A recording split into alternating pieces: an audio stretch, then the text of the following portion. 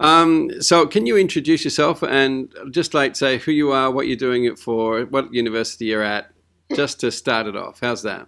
Alrighty, okay. So I'm Georgia Groves, and at the moment I'm studying at QUT. I'm studying drama and entertainment, but for this assessment that I'm interviewing you for, I'm interviewing it for my drama assessment for one of my subjects called The Responsive Performer, who my teacher is actually Clint Bolster, which I know you know quite well.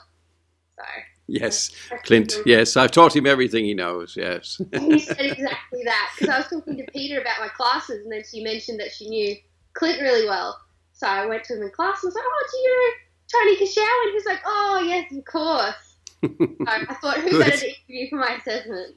Oh, I'm glad I left a legacy behind somewhere.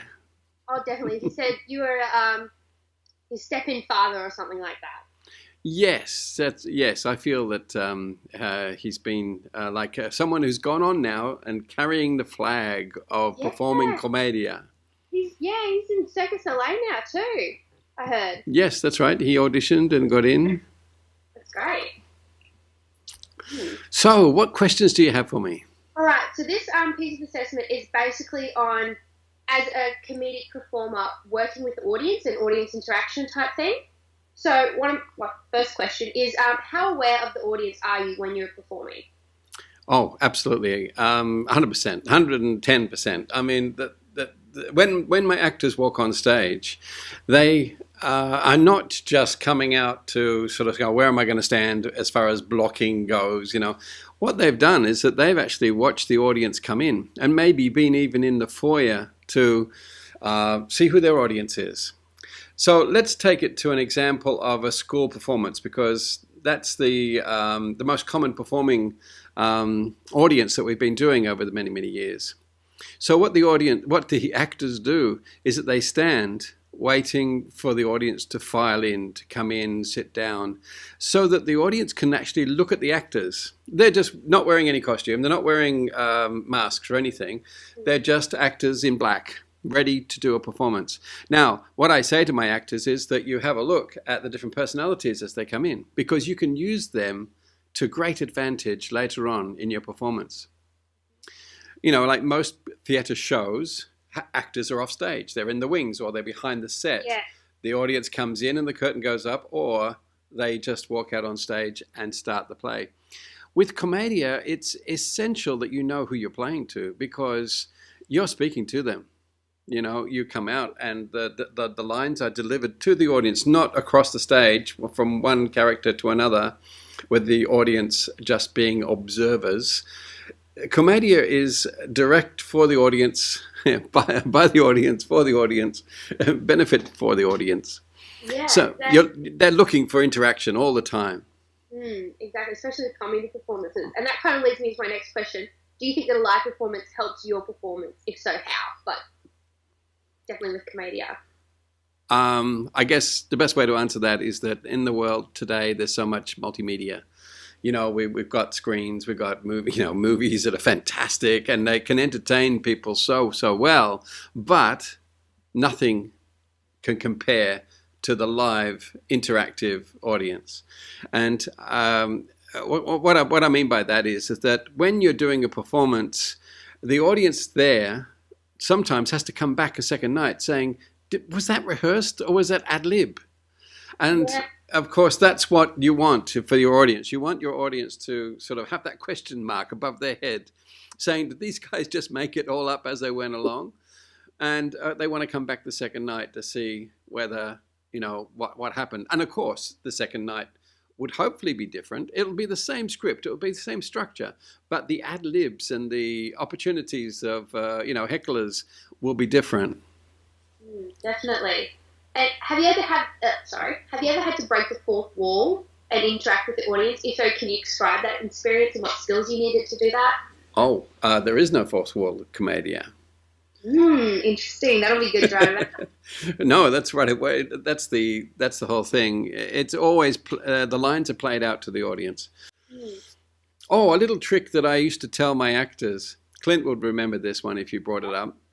Is that when you've got two actors on stage, there's three people improvising. So we always treated the audience as though that they were a part of the players. So whatever the audience did or didn't do, if someone sneezed, laughed out of turn, it was an offer, if you understand what I mean by offer and blocking as far as improvisation goes. So the actors on stage would acknowledge anything that the audience does. If someone just got up and from their seat and walked out down the middle of the theater to go... Oh, what's going on? the Skype... Yeah, I know. It was glitching for a second there. I think it's back to normal now. Yeah, it looks like that. I think we're safe. Well, I'll go into this question. Yeah, okay. And how do you find the audience reacts to mask theatre as opposed to more mainstream styles of theatre? Yeah, mask theatre. I think that it's always got a mystery. So there's always that wonderful, intriguing element of what is the mask going to do. People are kind of slightly fearful. Or if I put it on, what will happen to me? And I guess the movie The Mask with Jim Carrey is a wonderful example of you put it on, you become somebody else. In fact, it exaggerates your emotions, your feelings, or your persona of who you are. That was what the movie was about. And I think the reason for the idea of the movie is because of this is the thing that we think about masks. In fact, there's some history. There's tribal rituals where the wearer gets possessed by the spirit of the mask. So, it's enhanced. So when someone goes to see performance, mask theatre, they expect to see something that they don't see every day. In other words, an actor puts on a mask. They don't want to see the actor underneath anymore. They want to see that mask come alive. They want to believe. They want to see it. And sometimes, of course, the actors are brilliant with their physicality. They're like animals and creatures crawling around the stage with these masks on. And so I think that's what the audience is hoping to see when they go and see mask theatre. Yeah, something that's like not human almost, or something that's really exaggerated. Yeah. Yeah. Next one. What main attributes are important to an actor when it comes to performing in a heavily audience-based performance such as media? Well, that's a big question because I think there's a lot of elements that go together to make a successful mask improvisational performer. If I can just start at the beginning, there's always the spirit of the mask. So whenever I teach it or whenever we're going into rehearsal process, the actor has to understand what the mask is that they're playing. They get into the spirit of the mask, obviously by looking at it, studying it, looking into a mirror and so on. Mm-hmm. Now, the second thing, most important, is the physicality. Because when you put on a mask, it's an exaggerated character. Actually, I brought some of my masks out to maybe show during the interview here. I got Pantalone. Yeah. In some of the assessment pieces, we had groups performing Commedia, and I had all the lovely masks and everything as well. It was great. Cool. So they were the QUT's masks? I'm assuming they are. Yeah. Were they leather or were they rubber latex ones? I think they were rubber latex ones. Right, yeah. There's high quality soap on there. Yeah, they do have original Sartore masks at QUT. Mm-hmm. I think they lock them away now because they're just too valuable to use. I mean, it's kind of strange, really. You have it, yeah.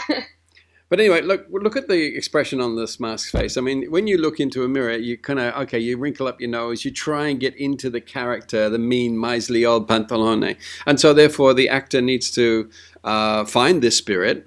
But the physicality is what I was talking about. So if you've got an exaggerated caricature on your face, and you're that kind of, then your body has to match the cartoon of the exaggeration of the mask. So you put those two together. So when the actor does its training before performance, is that they have to sustain this physicality. I've seen performances where actors come out at the beginning of the show really good. Their legs are bent, the whole body's engaged, and then halfway through the show, the muscles start to get tired, and they start standing up straight, and they're hoping that the audience is still believing their character. But it takes a lot of practice, a lot of training to be able to sustain a character for the full length of a play. Yes, definitely, especially with the muscle movement going on. And how do you respond to a negative response from the audience? Like, during one of your performances, and have you ever had a negative response, and how did you handle that?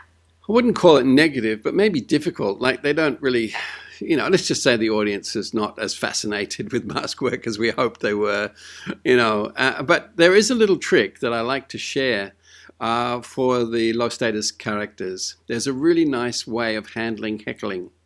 And that is that the low status characters, the Zanni, they love the audience. Very simple-minded, not very well educated. If we take the Commedia back to its 16th century beginnings, they were just workers. They were just surviving, trying to live life the best they can with the means that they have. So if they're in a play, these characters, and the audience laughs at what they do or claps at what they do, they will do it again. It's like, you like that joke? Well, I'll tell it again, and hopefully they'll laugh again. And of course the audience does, because the simple nature of it is that they're actually saying, okay, we liked it, but not that much. They even try and say the same joke 3 times, and the audience are going, no. But the idea is that if this character gets a laugh, they turn to the audience and go, oh, you like me? And so they'll take anything from the audience as a compliment. So much so that, let's just say we had a heckler and say, you guys are the most stupidest people I've ever met. And the Zannis will say, well, thank you. Because whatever it was, whether it's stupid, they were the best at it. And so therefore they deflect the heckle by taking it as a compliment. And the heckler is kind of like, hey, I didn't mean it like that, guys. I meant that you guys are really, really stupid. Oh, thank you. Don't, stop it. And so the heckler is disarmed from trying to destroy the show, because the Zannis are just taking it on. They say, give us more, until the point where the heckler gives up. I hope that helps. Oh yeah, definitely. And okay, final question. We've gone through this quite well, I think. What attributes or key personality traits would you say are important for an actor moving into mass theatre or heavily audience-based comedy theatre? Whoa. I think the thing that got me into it, I can only relate to what I was doing, is that I was terrible at learning my lines. There were lots of actors in my school when I was at at uni. I went to the Victorian College of the Arts, and they were some actors that were very, very good. And they knew all about, all the plays that were on the shelf, and they knew them. They could recite them at any time. And I was like, how do you remember all those lines? I was terrible at learning lines. So therefore, I had a tendency to lean towards script building, play building. We made our own material. And so therefore, you didn't have to worry about learning your lines, because you're the one who came up with them in the first place during rehearsals. So I would say that an actor that is more interested in creating new material, like play building process, or, you can be working with the writer and just be an improvisational tool in his writing toolbox. But the end result is that you end up, it's yours. The lines that you're saying are yours. And then the Commedia, the thing that I liked about that is that basically I was pretty shy as a boy. I found that I was hiding behind things. I started off in puppetry because the puppet was what the audience were looking at. They weren't looking at me. And then later, as I grew up, I went to college, I found that the mask was something I could offer the audience, and it wasn't me. And so that's when I found my performing career. Later on, I got brave enough to take the mask off, of course. And I guess that leads me to the last part of this, is that it's a fantastic acting tool. You don't have to, learn Commedia to go out and just create a performing troupe that does mask theatre. It's actually a very good acting tool, so that the student can actually experience what it's like to perform these exaggerated characters that can improvise dialogue. Then they can take that to their other theatre performances. Definitely. And do you feel like sometimes, especially with the more introverted people, that the mask sometimes acts as a barrier between the character and then the actor's ego sort of thing? Absolutely. Well, that happened in my case, being very shy. I was Yeah. using that as a, as a wall between me and the audience. But it was a releasing thing because I kind of knew what the audience expected this character to be, and so therefore you play up to it. You have to deliver it. So it was a releasing thing, not necessarily a wall. And the other thing about, I had another thought. It's gone now. Quick, ask me another question. Okay. Do you feel like because when you're performing and the actors are wearing masks, you feel like the audience is somehow braver or more inclined to interact with the performers because they're not seen as an actor, they're more also seen as a character? Yeah, I think that's true. I think that the freedom that the mask gives you allows you to be able to say whatever you like to an audience. In fact, I like to think of an example that the Punch and Judy show, the famous Punch and Judy, used to perform down on the beaches in Europe and in my case in London. And there was a show going on. There was a small audience of kids and parents at the back, and then there was a policeman walking along the back. He was just, on duty, and he was sort of hanging around the back of the audience watching because, he found the Punch and Judy show to be interesting. The kids were laughing. He was there. But then Mr. Punch pointed out, there's Mr. Plod at the back there, and he says all these things about him. And of course, the policeman can't do anything about it because the puppeteer is saying it wasn't me, it was the puppet that said it. And the audience enjoys the anonymity that the puppeteer can use in such a case. So in a way, you could say that masks are very similar to the Punch puppet in that it is not a real character. And so therefore you can do and say things from behind the mask that you wouldn't be able to do if you're an actor standing on stage.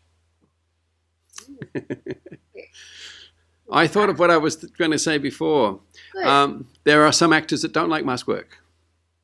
They are very skilled at using their own face. They've probably grown up through theatre and done lots of performances, and the audience loves their methods of character presentation or whatever. And then they put a mask on and they get frustrated because they can't do the things that they were doing as an actor on stage without a mask. And so I've actually seen one actress, she got the mask and threw it on the ground and she said, "I hate masks." And at first, everyone was shocked, in the drama room. But then I worked it out later on is that she was one of those actors that didn't like this thing covering her face.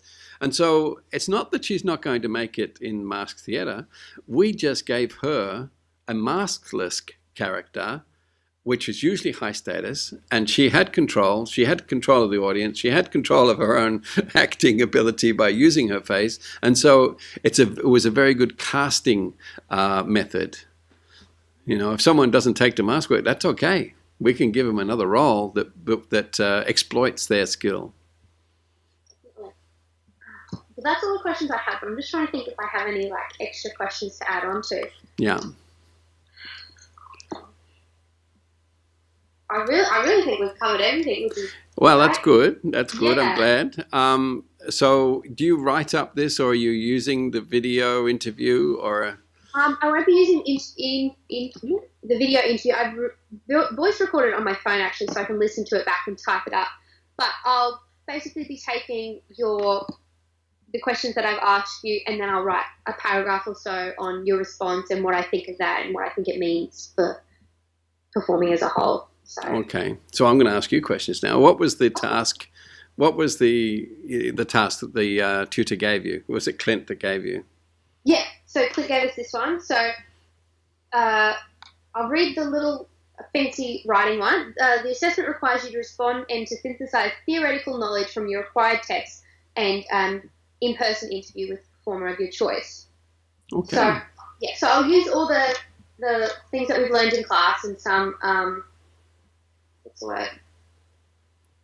I forgot the word now. But some readings from online and some books and things, and I'll take your answers and kind of say, well, Tony has said this about interacting with the performer, and I've also found that this person has said this, and this must mean. Oh yeah, okay. The source that I use the best, is my Bible, is Keith Johnson's book Impro. He's got a section in there called Mask and Trance. Hmm. So that goes with I guess, the subject or the question you asked about, how does actors get into the character? I can't remember the exact question you said, but my response was, you have to find the spirit of the mask. Yeah. And that's where Keith Johnson's book comes in handy. And he's got heaps of drama exercises that I use when I now direct or teach Commedia. Lovely. That's really good. He's my mentor. Is he? Oh, well, that would be perfect. I've definitely got a few references from him in there. I can Okay. get them online. No, that's about it. Because mainly in this unit we focused on audience interaction using these styles of theatre, because we also did clowning and then comedy Shakespeare, and that also obviously did a lot of audience interaction. So I'll be focusing my questions on Commedia with audience interaction into them. Okay. Yeah. Okay. Well, thanks for finding me. And No, it's great. It's lovely. I think it'll go really well. Thank you so much. hey, no worries.